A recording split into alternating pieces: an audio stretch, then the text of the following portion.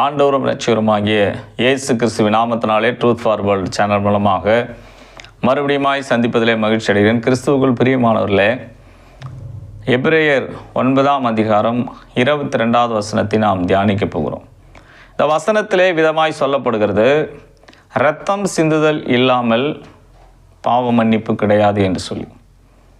ஆகவே வேதாகம் நமக்கு கற்றுக் கொடுக்கின்ற காரியம், அல்லது வேதத்தில் இருந்த யூத மக்கள், இஸ்ரேல் மக்கள், அவர்கள் கலாச்சாரத்திலே தங்கள் பாவ நிவர்த்திக்காக என்ன செய்தார்கள் என்ற வரலாற்றை எல்லாம் பழைய ஏற்பாடு முழுவதுமாக நாம் பார்க்கிறோம். ஆகவே மனிதன் தன்னுடைய பாவத்திற்காக கடவுளிடத்திலே ஆடுகளை, மாடுகளை, புறாக்களை எல்லாம் பலியிட்டதை வேதம் நமக்கு சொல்லுகிறது. ஆகவே தான் இந்த வசனத்திலே இரத்தம் சிந்த வேண்டும் என்ற ஒரு அடிப்படை கருத்தை முன்வைக்கிறது. இது மிருக ஜீவன்களுடைய இரத்தம் மட்டுமல்ல, பாவம் செய்கிற மனிதனுடைய இரத்தமும் இந்த பூமியிலே சிந்தப்படும் என்பதை தான் வேதாகமம் நமக்கு கற்றுக் கொடுக்கிறது.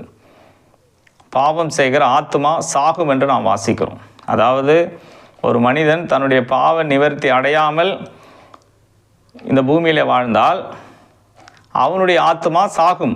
அதுதான் வேதம் நமக்கு கற்றுக் கொடுக்கிறது. அதை தான் இந்த வசனத்தின் மூலமாக நாம் புரிந்து கொள்கிறோம். ஆகவே இந்த வசனத்தில் வாசிக்கின்ற வண்ணமாக இரத்தம் சிந்த வேண்டும். மனிதன் எப்படி இரத்தம் சிந்த முடியும்? மனிதனுக்கு தண்டனை கொடுப்பதற்காக கடவுள் சொல்லுகிறாரா என்றால் அப்படி இல்லை. எபிரேயர் 12ஆம் அதிகாரம் 24வது வசனத்தில் 2 பேருடைய இரத்தம் இந்த பூமியிலே சிந்தப்பட்டதை குறித்து நாம் பார்க்கிறோம். அந்த வசனத்தை வாசிக்கும்போது, புதிய உடன்படிக்கையின் மத்தியஸ்தராகிய இயேசு கிறிஸ்துவினிடத்திற்கும் ஆபேலுடைய இரத்தம் பேசினதை பார்க்கிலும் நன்மையானவைகளை பேசுகிற இரத்தமாகிய தெளிக்கப்படும் இரத்தத்தினத்திற்கு வந்து சேர்ந்தீர்கள் என்று எபிரேய ஆக்கியோன் எழுதுகிறார். முதலாவதாக வேதத்தின் தொடக்கத்திலே ஆபேலுடைய இரத்தம் இந்த பூமியிலே சிந்தப்பட்டது. ஆபேலுடைய இரத்தம் சிந்தப்பட்டதின் பின்னணியை ஆதியாகமம் 4ஆம் அதிகாரத்தில் நாம் பார்க்கிறோம். முதலாக ஆதாம் ஏவாளுக்கு பிறந்த 2 பிள்ளைகள், காயின், ஆபேல். காயினுடைய நிலத்தின் கிரயங்களை அவன் காணிக்கையாய் கொண்டு வருகிறான். ஆபேல் தன்னுடைய மந்தைகளில் முதன்மையானவர்களை கொண்டு வருகிறான். 2 பேருடைய காணிக்கைகளில் ஆண்டவர் ஆபேலுடைய காணிக்கை அங்கீகரித்து ஆசீர்வதித்து விட்டார். இதை பார்த்த காயினுக்கு முகநாடி வேறுபடுகிறது, எரிச்சல் உண்டாகிறது. ஆகவே இந்த ஆபேலை வயல்வெளிக்கு அழைத்து சென்று அவனோடு கூட பேசி கொண்டிருந்தவன் திடீரென்று அவனை கொன்று விட்டான். கொன்ற பிறகு ஆண்டவர் காயினிடத்தில் கேட்கிறார், காயினே, உன் சகோதரனாகி ஆபேல் எங்கே என்று. அதற்கு காயின் சொல்லுகிறான், நான் என்ன என் சகோதரனுக்கு காவலாளியா என்று சொல்லி.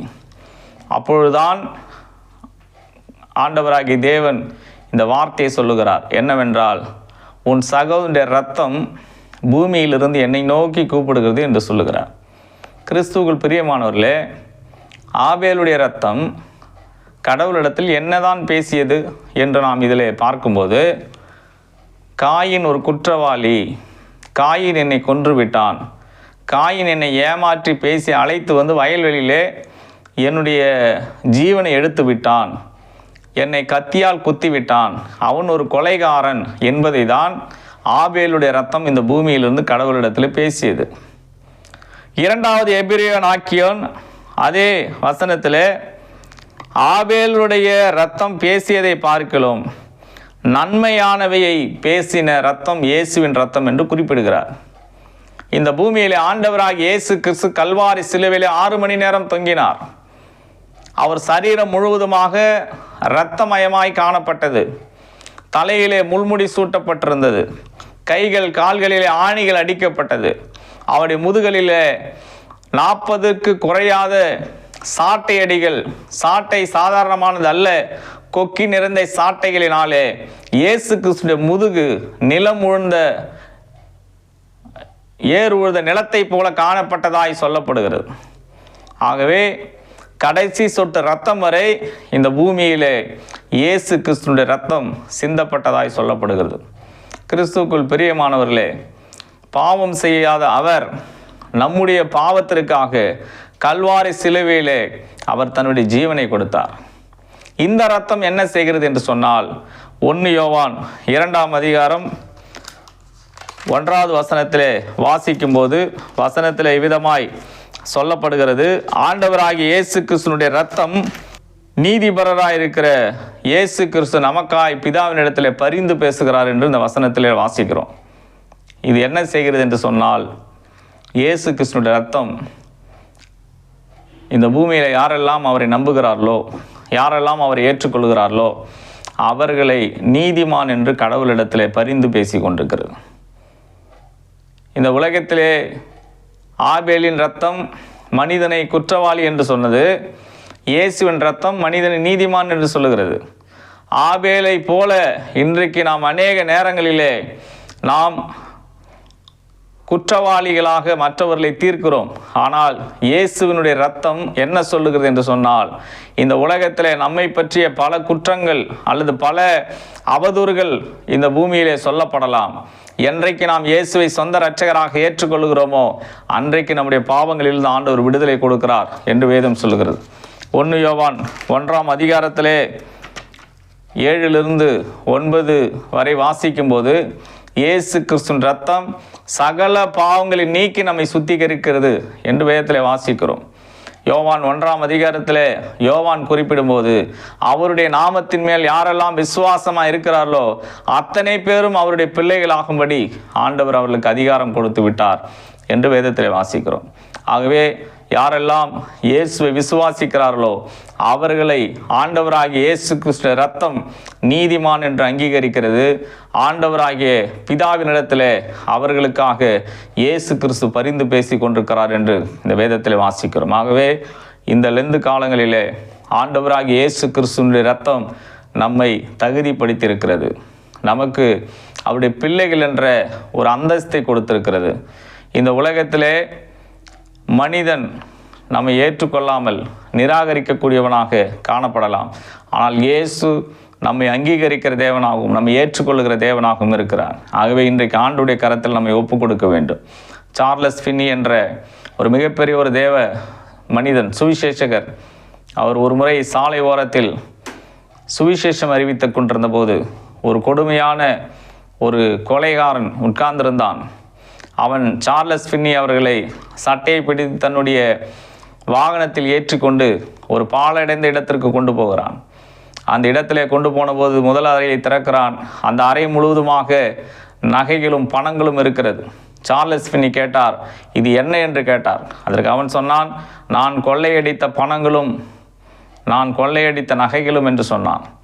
அப்பொழுது சொல்லிவிட்டு அவன் கேட்டான், நீ அங்கு சந்தை வெளியிலே இயேசுவின் ரத்தம் சகல பாவங்களில் நீக்கி சுத்திகரிக்கும் என்று சொன்னாயே, என்னுடைய பாவத்தை இயேசு மன்னிப்பாரா என்று கேட்கிறான். அதற்கு சார்லஸ் ஃபின்னி சொன்னார், நிச்சயம் மன்னிப்பார் என்று சொல்லி அடுத்த அறையை திறந்தால் முழுவதுமாக எலும்பு கூடுகளாக இருந்தது. மறுபடியும் சார்லஸ் ஃபின்னியின் இடத்தில் கேட்கிறான், இத்தனை பேரை நான் கொண்டிருக்கிறேன், அவர்கள் எலும்பு கூடுகள் தான் இது என்று சொல்லி, இப்பொழுது சொல், நீ சொல்லுகிற இயேசுனுடைய ரத்தம் என்னுடைய பாவத்தை சுத்திகரிக்குமா என்று சொல்லி திரும்பவும் சொன்னார், இயேசுவின் ரத்தம் சகல பாவங்களை நீக்கி சுத்திகரிக்கும் என்று சொல்லி. மூன்றாவது ஒரு அறையை திறந்தான். ஒரு பெண்மணியும் அவருடைய குழந்தையும் அலறி அடித்து கொண்டு கட்டிலுக்கு அடியிலே மறைந்தார்கள். யார் இவர்கள் என்று சார்லஸ் ஃபின்னி கேட்டபோது, இவர்கள்தான் என்னுடைய மனைவியும் பிள்ளையும்.